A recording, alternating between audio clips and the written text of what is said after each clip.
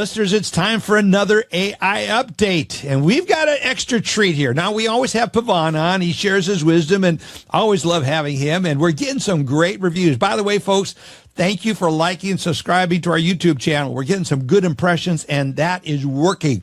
But today, we also have joining us Jennifer, who is really the one that makes everything happen there at Intelligence, at SunWest, at Angel AI. Jennifer, it's good to have you here.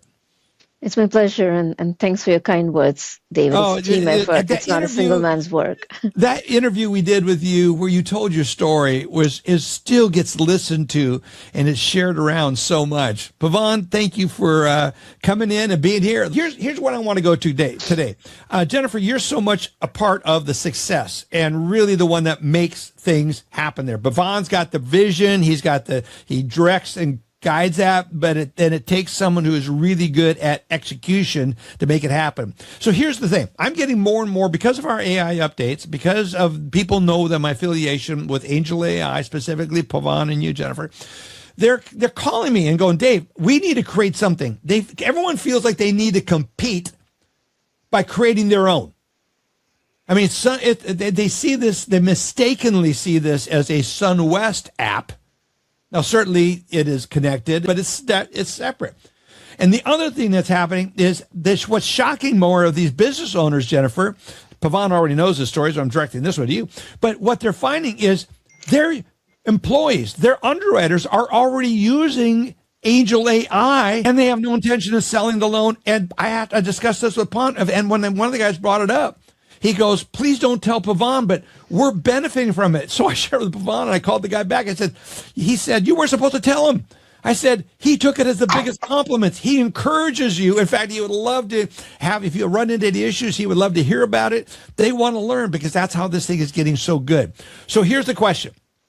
More and more people are thinking about starting their own AI initiative. I tell them it's too late. The train's left the station. We're way down the road. So let's start with you, Pavan. You're the visionary. Why would you caution someone going out to do it? I mean, part of you goes, I encourage everyone to go do it, because you and I talked about this one other time. You said, you know what? You don't appreciate the value of something until you try to go build it, right? That's what you and I were talking about. So what would you say? And then I want to get to Jennifer on that. Yeah, so I'm going to start with this op-ed that was published by Fortune magazine, and it's gone viral. I got it right here on my phone. The title is "Something Big is Happening in AI, and Most People Will Be Blindsided." Yes. Okay, and it's written by a guy named Mike Schumer. He's a pretty popular AI CEO, and the premise of what he's saying here is, everyone is using ChatGPT. Everyone is tinkering with it, and everyone's heard of it. Everyone's doing stuff in AI. But there's a small percentage, I don't remember what he said, 3 to 5% or something, even less, that are really digging in deep and are really using AI properly, right? And it's that small percentage that digging in deep, and where AI really, where it's evolved and what the potential is, that intersection of those who are digging in deep and the evolution of AI is at a tipping point where that 3% is going to overwhelm the 97%. Right. Okay. Right. So anybody listening to this, once again, I'm going to repeat it. It's called "Something Big is Happening in AI, and Most People Will Be Blindsided." The title says it all. Go look it up. It is trending. I think what's so interesting about that is that, I mean, you and I share back and forth. I mean, you should see, Pavan blows up my WhatsApp. I mean, I don't know when this dude sleeps. Jennifer, and I know you must get it like way more. I'm on a couple of Intelligence. I mean, the exchange of data is extraordinary. But here's the problem. There are people that are using Angel AI in the companies, and their underwriters are. They're already using it because they got turned on to it because realtors. What's the number of active users right now that you have, Jennifer? A little over 300,000, like 315,000 plus users. So what's happening, Jennifer, is these other mortgage companies that have their traditional underwriters, how they're finding out about it is their loan officers or realtors are using the app and challenging the underwriting decisions that they're getting. So they're getting turned on about it because they're getting embarrassed because the realtor is giving more chapter and verse of where to go look up the regulations. And it's gotten to the point where it's gotten downright embarrassing for some lenders out there. How is it that this is happening? So they go like, well, we can't say we're using the tool that's powering SunWest. We've got to come up with our own because we're way bigger and we think so much more highly of ourselves. And that it's just a big mistake. So I share that with, I had a friend of mine, one of my old clients call me and said, Dave, I'm real good friends with someone at Palantir, and they're some of the top AIs, and they're going to help me build this. I mean, if I can have a top AI scientist at Palantir help me build something, I'm going to blow everyone out of the water. I'm going, no. So that's number one caution. Jennifer, add into that. You work with the complexities, the code. If you could share your perspective on this point. Yes, I think the biggest mistake everybody making is they're thinking that AI means as a chatbot. Yeah. Right? It's definitely not a chatbot or not just a search layer, right? It's one of my data scientists recently wrote this on LinkedIn. They said it's a decision intelligence that can act. Right? That's what Angel AI is all about, right? Using its proprietary transactional language model, she is able to interpret what your intent is. And based on the interpretation of that intent, she's able to enforce the domain knowledge of that.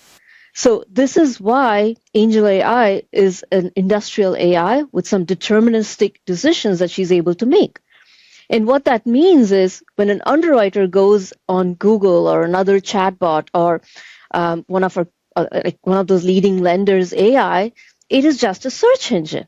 But whereas Angel AI is able to give you a simple, decisive answer, which is easy for any human being to read, let alone the underwriters. A consumer can go there and ask Angel AI a very complex scenario question. She's going to be able to give you a simple answer to that without any maybe or maybe we can do it or ifs and buts and the disclaimers and the terms and conditions. Without all of that, she's going to be able to tell you, yes, I can do it, or no, I can't do it.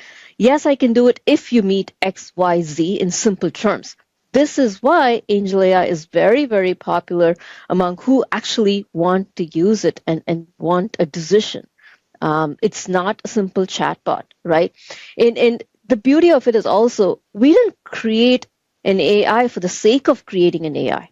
I mean, I worked on this personally myself for the last 27 years now. Wow. Right?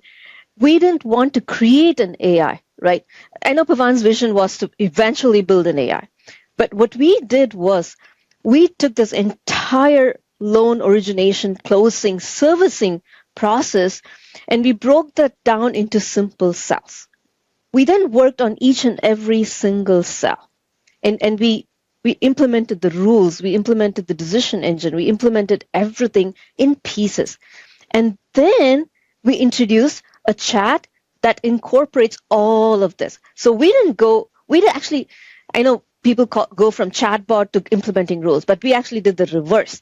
We implemented everything that we need to implement for the decisions to be made correctly and accurately, and then introduce the chat platform to be able to communicate with the users in a friendly manner, right? And that I still remember when Pavan was saying, you know what, we have to come up with a manner where people can use this in a very friendly manner. And this was even before ChatGPT was even in use, right?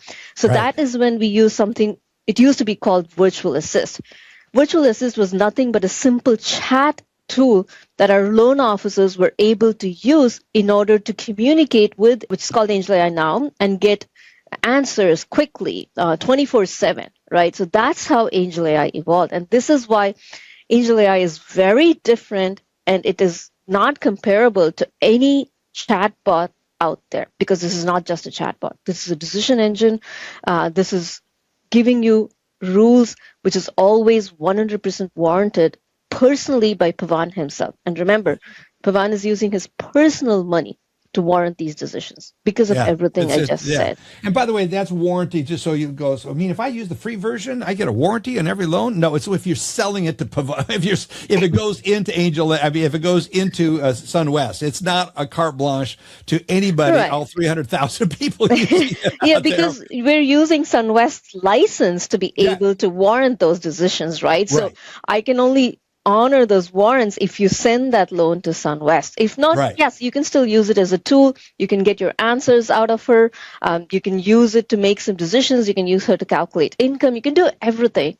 But that warranty is based on SunWest's license, and that's why that warranty applies when you submit that loan to SunWest. Yeah, and I love the price, Jennifer.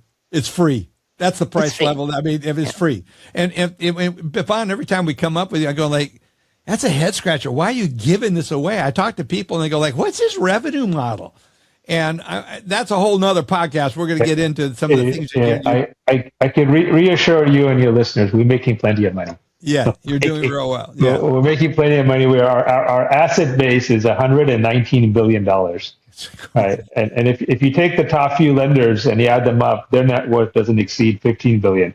Yeah. Right. So, there's really there's no comparison. You're comparing apples and oranges. Yeah. Right. We don't have to do the most volume, but we're probably, you're by far the lowest cost. The most profitable. Yeah, lowest cost, the cost of manufacture, therefore the most profitable out there not even to be measured by anyone else. I want to shift the discussion to this because a lot of people, Jennifer, this is the one, when I was talking to Pavan about this Saturday, and I was talking to Pavan about this, and I said, so many people think that this is easy. And that's one of the things we've already talked about. But it's one thing, there's a lot of programmers out there, Jennifer, that you guys have hired, scientists that you've got working there. Number one, how do you select them? How do they so consistently do so well to get the results of excellence that they do? And Pavan says, for that answer, we got to have Jennifer on here. So here you are, Jennifer. It's a very unique way we do it. And anytime I actually work with some consultants trying to hire some engineers, they go like, can you define it? And then I define it and they go, okay, it's kind of confusing for them. But this is what we follow, right? Yeah. We don't sought after degrees or elite schools or anything like that. They don't have to have even sometimes an undergrad degree, right? We have this test that everybody takes. And then it's 2 rounds of interview. The first round is to make sure that they understand what they're talking about. And the second round, I do it personally myself. Every engineer that we hire, I personally interview them. And it's probably lasts around 10 to 15 minutes. On a side note, it used to be I used to interview them. Yes. But the problem is I'm too nice and I used to hire everybody and create a mess for Jennifer. Then I said, okay, you know what, Jennifer, you interview them. I do have to say that I learned it from the master. But anyways, the thing is, all I look for is they have the right passion, right? And they have to be willing to learn. We don't even look for a person who has a brilliance in a certain domain. We don't look for someone who is an expert in Java or data science or a specific domain at all. We just look for 2 qualities. One, they're very passionate about what they want to do, and they are willing to learn. Willing to learn. Those are the only 2 major factors I'm looking for when I'm interviewing them. And how do I determine that? Yeah, they all put like fancy stuff in their resumes, right?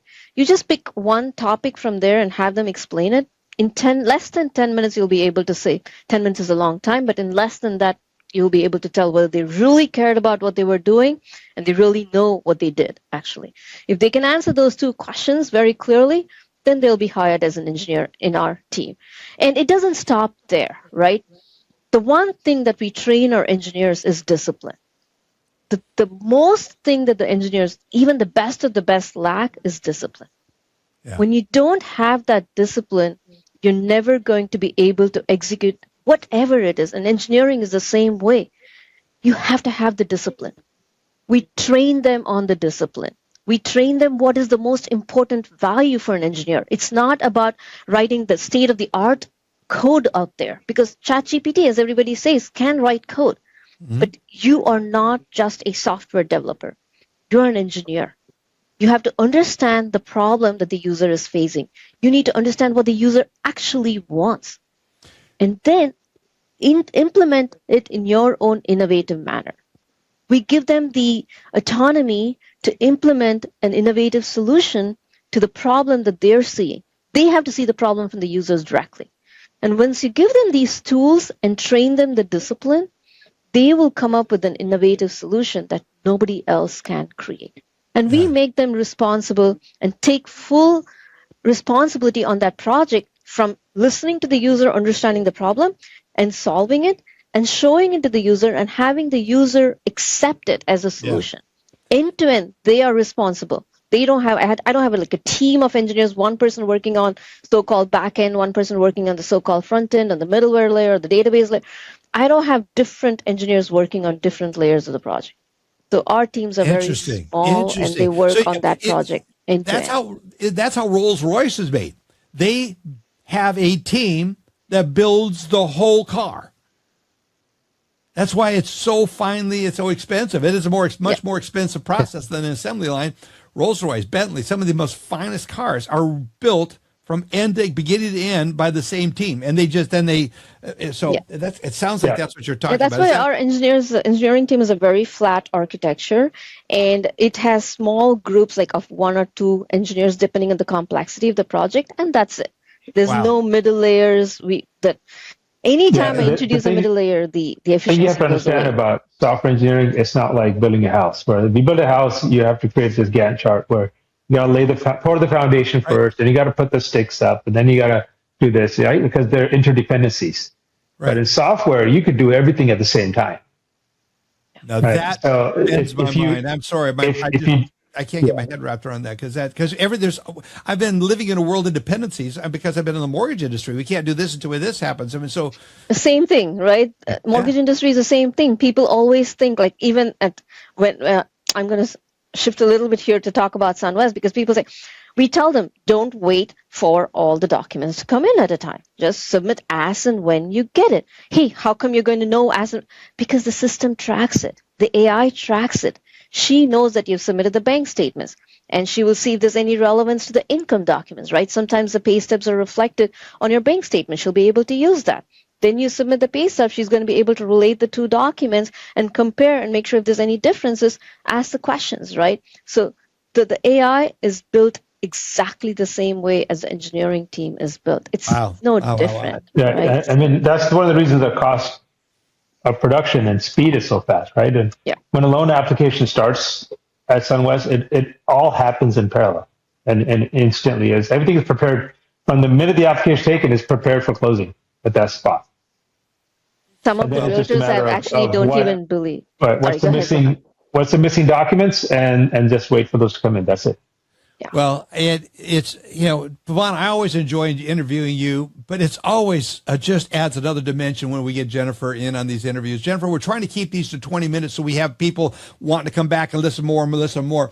I'm just so grateful to have you here, Jennifer, to be a part of it. Jennifer, when I ask Pavan this question regularly, and I'm going to have Pavan answer after you. Where do you see this going? What does this industry look like at the rate of development, especially from your perspective, the real brains that makes this all come together and work, from the hiring engineers, helping all that? Pavan's the architect, but you're the one that's actually in there building a lot of it, and I'm sure contributed there. Where are we heading?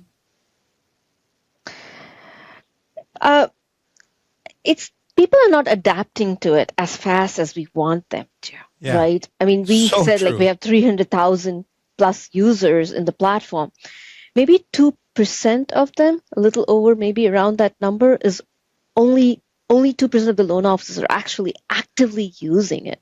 Yeah, but that is like just like that article that I talked about in the beginning, right? It's the rest of them use it, but not like they don't take the time to really understand. Like you know what, this could actually do everything, right? But there's a 2% who get it and say, okay, here's a consumer tells the AI, Mr. and Mrs. Smith wants to buy a house. Can you close the loan? Right. Yeah. Literally prompt it like that. Just talk to Mr. and Mrs. Smith and take the application and close the loan. And then they then forget about it. Yeah, I was Right. actually on a phone with a loan officer literally yesterday. She was in the church, right? After she finished, when she came out of the church, she did tell me that she texted before she went to the church that this is the borrower, and she just gave all the details. Angel AI was able to take that information, did the pre-approval, sent the pre-approval directly to the borrower, and when she came out of the church, the borrower had the pre-approval and was placing a offer on one of the houses they liked, right? Literally, that's what is happening if Right. they use it to the fullest extent. And again, that's the whole point of that article, and this is why it's gone viral, is because there's that 2 to 3% that looking at the tool, look at the capabilities, and saying, "Wow, I can use this to multiply my time. I can use this to multiply my business." Right. And in our case, if you take a look at that, 320,000 users, it's roughly 3%. Okay, so let's just call that 6,000 people who are really digging in hard. Oh yeah, and it's growing. About half, right? And about half of those are realtors, and half of those are loan officers. So that'd be 3,000 loan officers are completely embracing it, and are using all the capabilities and learning. And you know what? Those 3,000 loan officers, right? It's all we need, because those 3,000 loan officers will be as effective as 300,000 loan officers. Right. Yeah. Amazing. Right? Because when they can complete an entire loan, imagine you, at the loan officers that are listening, you can complete an entire loan transaction with a single prompt. There's Mr. and Mrs. Smith. They want to buy a house on 123 Main Street. Right. This is the realtor. Take care of it. Get the loan closed. Literally, it's that simple. Wow. It's exciting. It's mind bending. I can't wait to go through that article. Pavan, Jennifer, thank you so much for coming on. I love what you guys are doing. Jennifer, I have a special appreciation for you, and I can't wait to get over to Cerritos there in California. You guys are on opposite ends of the world together, it seems like, but you work so effectively together. Thanks for both of you coming on today. Appreciate it very much. It was a pleasure. Thank you, David.